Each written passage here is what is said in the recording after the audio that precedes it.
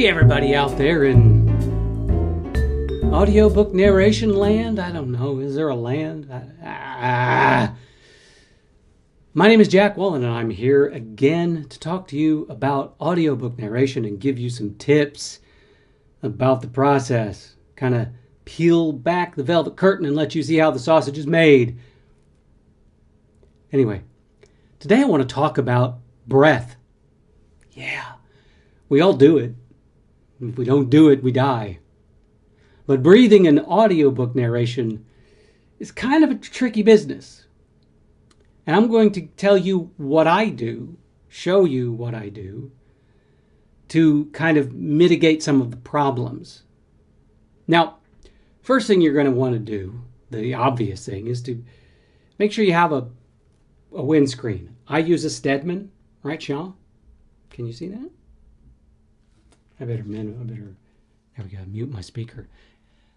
That thing it's a great job of preventing pops and other sounds, but it does a little bit alleviate some of the inhalations of breath. A little bit, not a whole lot. It's mostly about air coming out, not air coming in.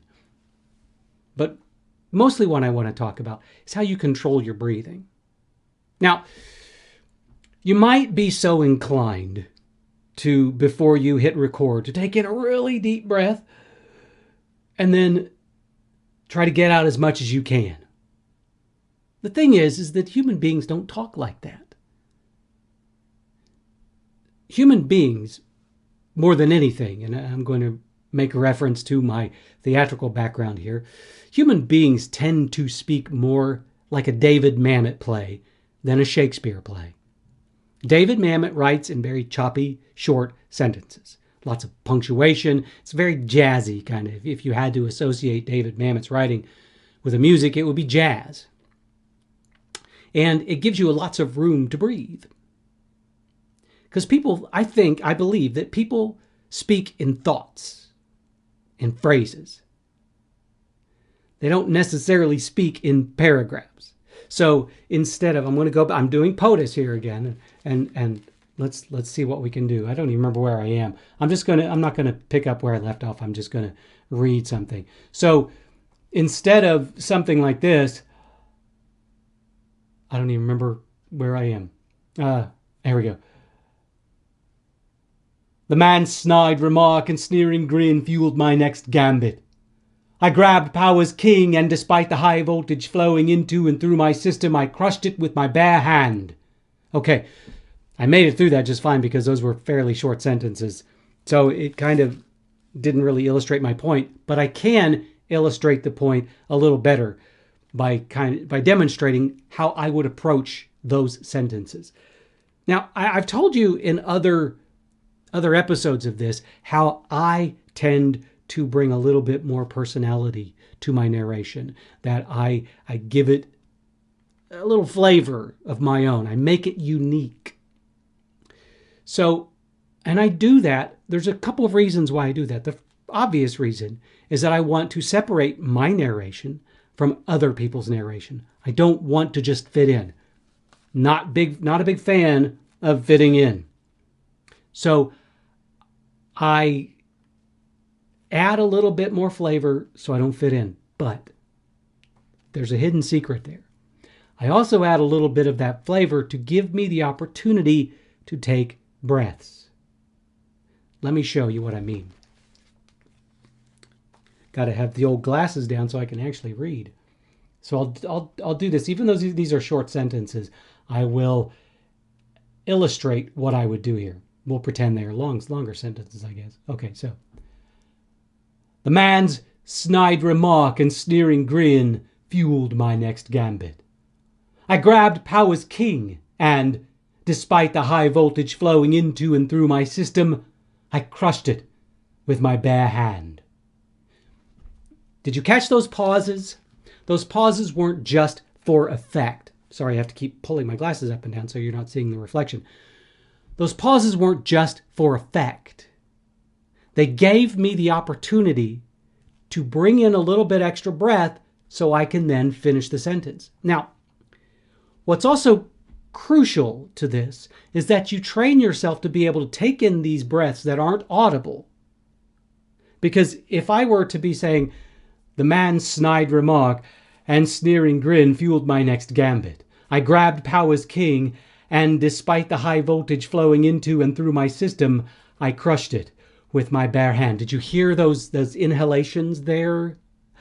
Now, if at all possible, it's always best to breathe through your nose, and I'll tell you why.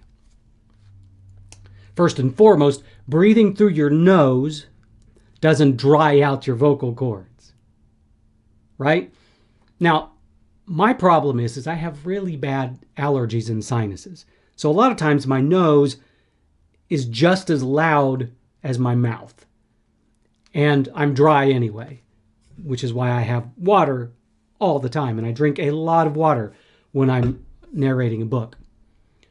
But after so many years, I discovered that it is possible to take in an inhalation while I'm with a brief pause that will give me just enough breath to get to the end of the sentence. So it's something like this.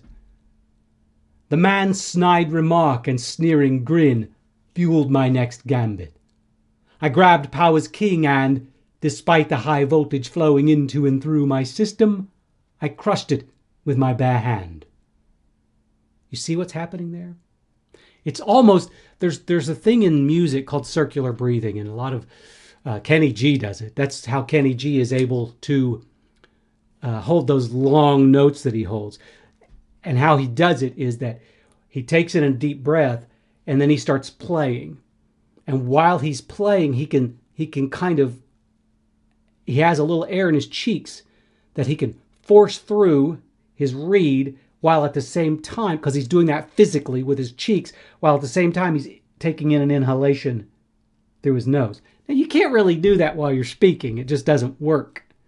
But what you can do is when you find a spot in a sentence that you can even take a moment's pause, you can kind of top your lungs off a little bit without making noise. And that's the important thing here. You got to be able to take breaths without making noise through your mouth or your nose. And if you're like me and your sinuses really suck, you should be able to hear my sinuses today because they're really bad right now.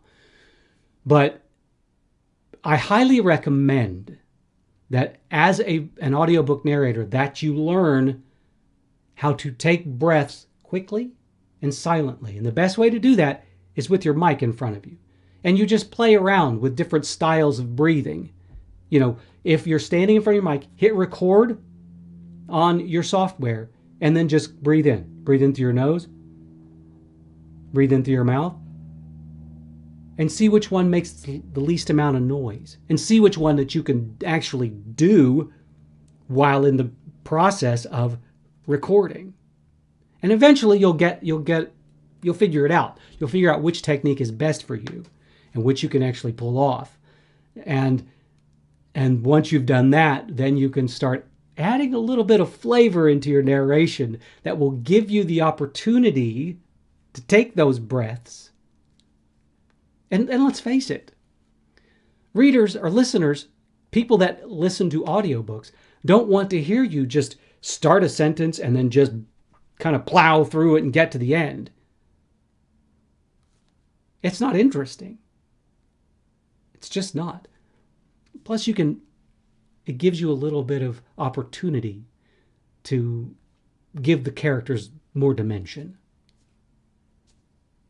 Anyway, am I recording? I think I'm recording, but something's going on with my camera. My monitor's over there, camera's there, mic's right there, other mic's there. Anyway, you don't need to know that. Thank you again for listening to my audiobook narration tips. I hope they help you. And if they don't help you, if you're just here for entertainment, I hope they entertained you a little bit, give you a little peek into how the sausage is made. Again, why I say that, I don't know. But anyway, thank you so much for giving me a little bit of your time, because I know it's precious. And be safe out there. You know what I'm talking about. Anyway, thanks again.